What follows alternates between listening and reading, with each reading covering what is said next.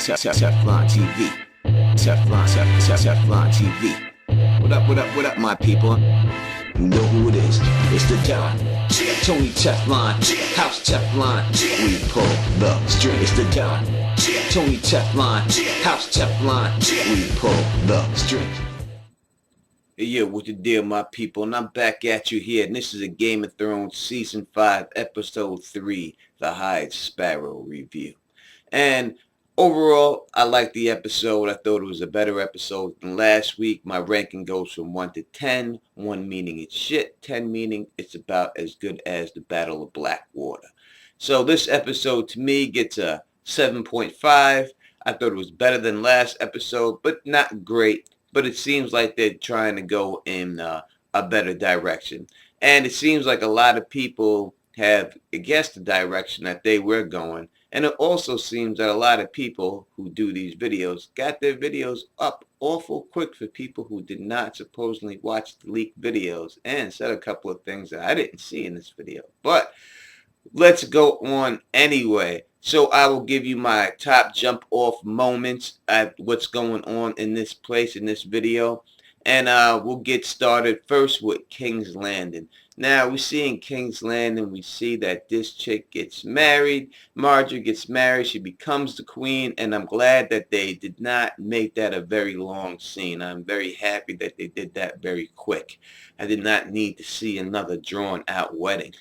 And then we see her in bed with Tommen, and Tommen is just like a little rabbit, just, blowing little nuts all over the place, with the quickness. And she ain't really into, dealing with little boy, but she's doing her job. And what you see here is this chick start to try to manipulate him right off the back to seize power. And she's trying to get rid of Cersei. So next time you see Cersei, Cersei's walking with Tommen, and Tommen's just, he's not casual about it. He's not smooth about it, but he's trying to get this chick back to King's Landing. Cersei immediately realizes that this is Marjorie's work, and she tries to confront Marjorie. But Marjorie, we see her with her chicks just lounging, and it looks exactly like the video game, to tell you the truth. Her and her chicks are sitting there. And then, Cersei says her thing, but Marjorie gets the better of her. And then when Cersei sees Cersei walking away, you hear the laughter. The Lannisters do not like to get laughed at. So this puts Cersei in a different position to have to get some type of power, to get power back, because she knows she's losing power with Tommen.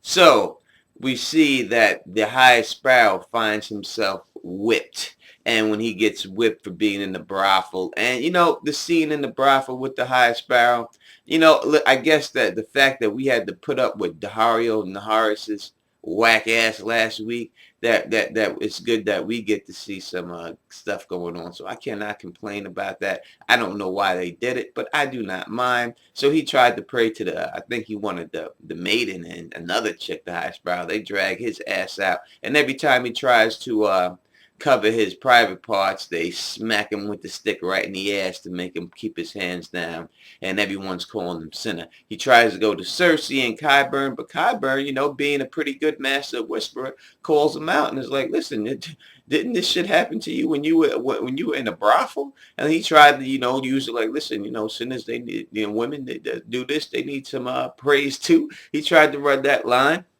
You know what I mean? So let's get Cersei to go off and meet the High Sparrow himself, who is just living in filth and marsh. And she basically makes this dude the new High Sparrow because she has no power.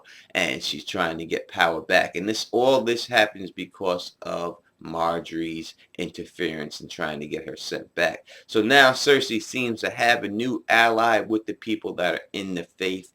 And we shall see exactly what goes on there. Also in King's Landing, we see Qyburn there with the mountain. And we see the mountain is alive. It's kicking. Whether he has a head or not, I don't know. But the big man is kicking. And you see what's going on there. So overall, I thought that was a pretty good scene and everything. But I think Cersei is up to something sneaky that she probably cannot control, but she does think that she can control. And I think that's what we get there to take there from the King's Landing spot. So the next spot I have to go to, my next jump off moment is the one that happens at the end of the show, actually, and that's Tyrion. So you see Tyrion, and he's going off to Volantis, and he's heading out there to Volantis. He's in the box. He cannot take being in this motherfucking box anymore. I guess being in a small box, now he's in a larger box, but a box is a motherfucking box. He need to get the fuck out. So Varys warns this motherfucker, listen, man, the queen is taking heads. Don't do it. But he's thinking he's a half a world away. I guess he's not realizing the influence and the power. But Varys knows because, he was the master of spies. So he knows how far the king's reach of Westeros reach has. So they go out there and they're walking around. And here you see the girl who is right now not pretending to be, but is a fire priestess of R'hllor. And she is there giving her sermon. And I did not know who this woman was in the trailers, but it seems that she's giving her sermons, and it seems that they are following Daenerys Targaryen as their savior. So the R'hllor priestess are preaching that Daenerys is the savior. And you learn a lot about the slaves and what the slave tattoos mean on the face, which is weird because we don't see a tattoo on Daario Naharis's face, who claimed to be a slave, but he has no tattoo of the slaves on him. So you see the mother of dragons ass walking around up in the brothel with Tyrion. And then Tyrion goes to this other chick and he just can't get it up for some reason. There's no Viagra back then and Tyrion can't get his little dwarf dick up. Well, I guess he doesn't have a little dick from what they say, but he can't get it up. And then while he's ashamed that he can't even do it, he goes out and takes a piss, and boom, Jorah Mormont bags his ass up, which was also predicted by a couple of people. I think a couple of fans or whatever have said that in the Q&A last week, that they believe that Jorah Mormont would bag Tyrion up there. I know that it was thought that it's possible that there could have been Aegon, but I do not believe that there will be an Aegon shown there at all. I think that is basically what you're going to get. You're going to get Tyrion bagged up by Jorah Mormont. Funny that they're both going to the same spot, so it really made no sense to bag the man up. You could have just followed him when it took you there, but I guess he wants to be the one to bring him there like it's some prize or something like that. So that's what we get from that scene there going on there with Tyrion. And Varys is just nowhere to be found. So Varys is just asked out or just out and stuff. And I don't know exactly what's going on, but that's basically the second time Tyrion really gave him the slip. And, listen, Tyrion gets what he gets, and, he should just listen. But again, we also hear more talk of grayscale, and we hear more talk of grayscale, and we hear talk of the stone men. So I do believe that this grayscale thing will come to pass this season without a doubt. There will be something to go down there. All right, now my next jump off moment is Arya in the House of Black and White. So now we see her inside the House of Black and White, and she is with the character that is playing the waif character, who does not look waif at all. Nothing wafer thin about this chick, or nothing going on there. But, she tries to, Arya's upset that she's sweeping around, but they teach her, listen, all men must serve, and you have to serve. And that's a big thing in life that any business person or anyone who's ever made it in anything, any power of something type of book to better yourself, they will all tell you that you must learn how to serve before you can lead. And that is what it is. And she must learn how to serve, and she's serving. And then the wave comes in there and starts smacking her with the stick, playing the game of faces. Now, the game of faces is you are supposed to say the face that is being shown. And after you say that, they give you another one, and then you're supposed to be able to change your face instantly. Arya cannot do that, so she's getting smacked with the stick. But then you see Arya, the real Arya, come out, and she's about to grab Needle up. And when she grabs up Needle and to stab this chick, then Jaqen comes back up in there, and Jaqen's like, listen, look at you. You're the same chick that I seen in Westeros. You look the same and all this. If you won't really are nobody, whose shit is this? So then Arya goes out there. She gets rid of all of her shit. She throws it in the thing, but she just cannot do it with Needle. Needle just means too much. It has too much. It's the last thing she has. It means vengeance. It means Jon. It means Winterfell. It means her life, what happened in King's Landing. It means Serial Pharrell. It means everything. Everything in her life is tied up into that sword, and she cannot get rid of that sword, and she does not get rid of that sword. And I thought that scene was done very well. I really thought that the acting overall in this episode was very good.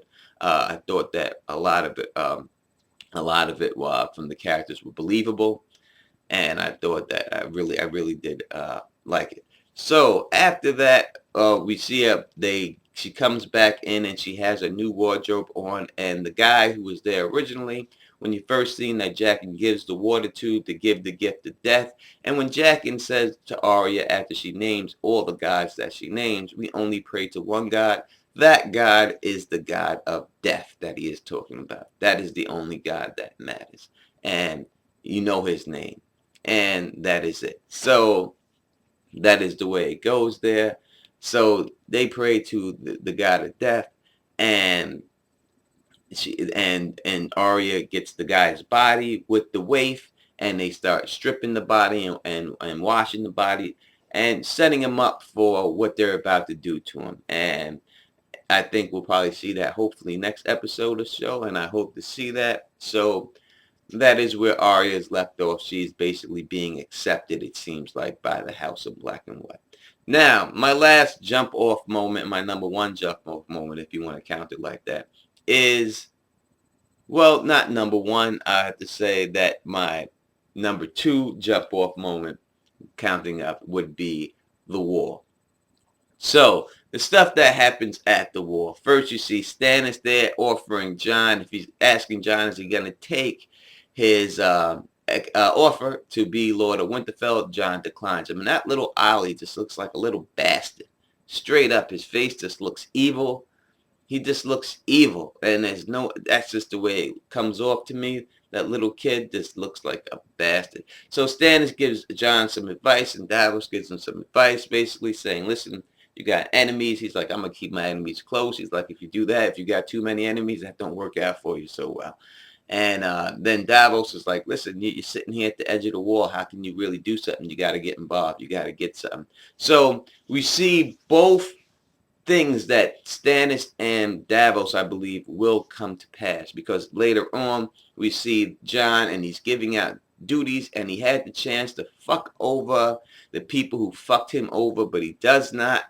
And he gives them good places to go, but then he tells Sir Janis Flint that he has to go off to Eastwatch and get it going. This dude stands up, tries to bitch him out, and thinks his boy, that the Night's Watch, is going to protect him. And then they changed the line from the book to the show to Ollie, get me my sword, instead of fetch me the block. I think it played out better in the book.